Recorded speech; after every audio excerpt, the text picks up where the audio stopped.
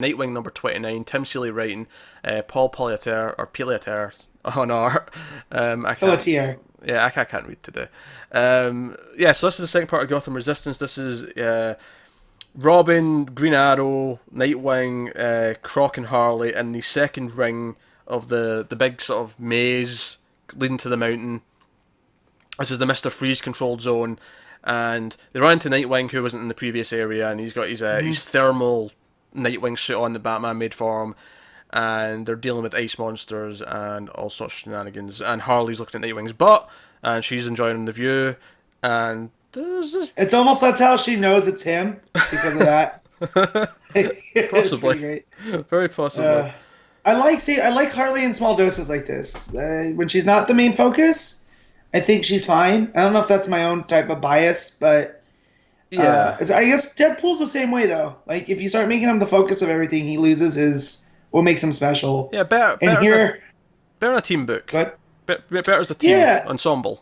her with Croc, I think is a fun pairing. You know, it's like an alternate Beauty and the Beast kind of deal. Except they're not in love, and they're both kind of monstrous, but you know. Yeah.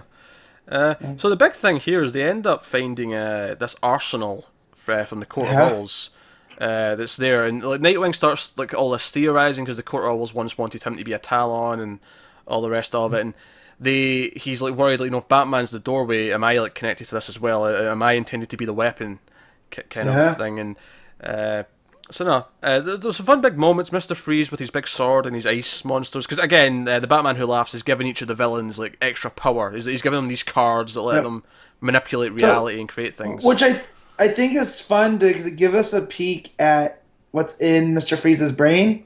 Like he decided to make this frozen wasteland with ice monsters and like barbarian weapons. I was like, was that dude a D&D player before? Like, It's funny you mentioned D&D because there's a D&D reference in this book. yeah, Because the first Yeah. big ice monster they're fighting, they lure it onto the railway track, and the Yep. train takes it out, and Harley shouts out, "You rolled a natural 20!" it's roll 20. And Oliver's like, "I'm going to pretend I didn't get that reference." Yeah. You did, you big nerd. You did. Yeah, exactly. Well, he is. Ollie's the ultimate nerd that made good, and he wants to forget all about that because he was Mr. Rich Playboy. But you know, when he was by himself in Queen Manor, he was dungeon mastering for nobody. He was just making stories. So we actually cut back as well to the Teen Titans, who are still fighting on the Yeah. sort of outer rim of the sort of the circles, and the rest of the Suicide Squad show up, and they end up having a bit of banter. And I appreciated Standoff. when Raven calls Enchantress her elder goth. I thought that was Yeah. a cute little line. line. But obviously all the demon zombie Robins attack, and they all start flying, and they're all shouting crow, crow, crow. And I love Beast Boy's like, "Oh, it's my worst nightmare, an army of Robins." Yeah. Yeah, I'm glad because we knew that this is all a crossover tie-in. I'm glad that they didn't forget about the Titans in the Nightwing issue. Honestly, I thought they might. I thought So did I. when Robin left them behind in Teen Titans, I thought we might never see them again. Yep. No, in the crossover, same. not forever, but Yeah, well, of course. Yeah.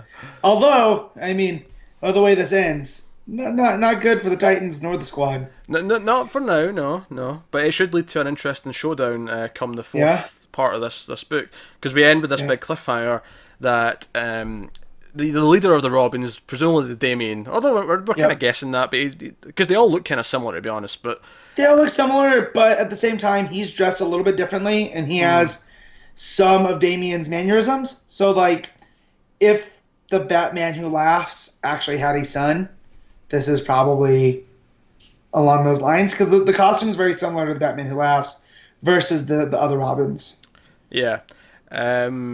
So it sets up that, and so we've, all of the Teen Titans who were left behind, and the Suicide Squad, they've all been taken over and are now like zombie army drones for the Robins, the Dark Robins.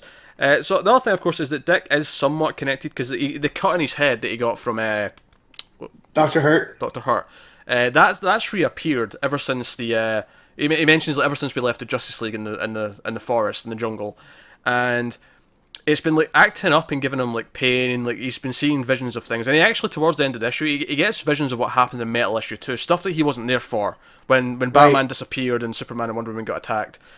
And I do like the idea that he's so close to Batman that he's also important in this. Like, he is like the next one in that line of succession. Like, he is a factor in this. So that's pretty cool.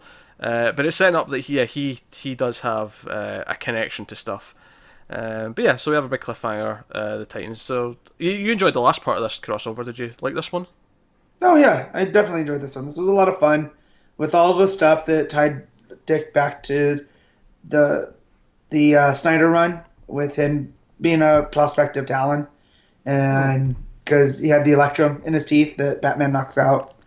Yeah, and I like that they actually reference the whole Circles of Hell thing. Like, you know, Oliver even brings it up. Or Mr. Freeze brings it up as well.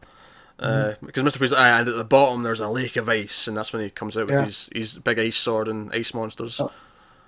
So no, and we get all of the heroes wielding like barbarian weapons, which is always a cool visual for me. Oh yeah, Harley's very excited to get all these like nth metal and whatever, you know, maybe it's not all nth, maybe it's the different types of metal that we're talking about, but they come out wielding, like, she's got a big metal hammer, and you know, the others have got, you know, metal crossbow and or archery. You know what I mean? Bow. A bow. Not crossbow. It's a regular bow. Yeah, you know what I meant. I gotcha. And I like to tie back to Dr. Hurt because it feels like, you know, Cassili wrote this one, so he wrote that. It's an easy bridge.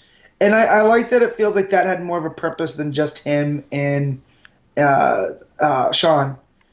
I almost called her the Facer, but I don't want to call her by her regular name.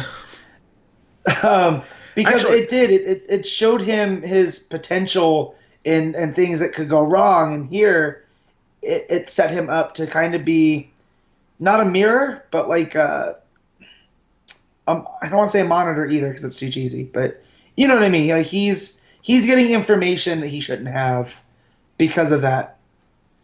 Yeah, maybe they didn't expect, like, no one expects him to get these images, but he is because he was cut by that knife. Yeah, that's right. An interesting idea. The one final thing I want to mention, actually, before we talk a little bit about the art, I suppose, but the one final thing story-wise I want to mention is I did get the feels when, you know, Robin's like, we should look for Batman. Dick's like, hey, we've been in this position before when he's been missing, and it's been me and you. And you know what? We got to him in the end, and he gives him a hug. And I was like, oh, man. Oh. The feels. Referencing their time as Batman and Robin always hits for me. So I was into it. I think basically what this crossover is doing is it's the fun action movie.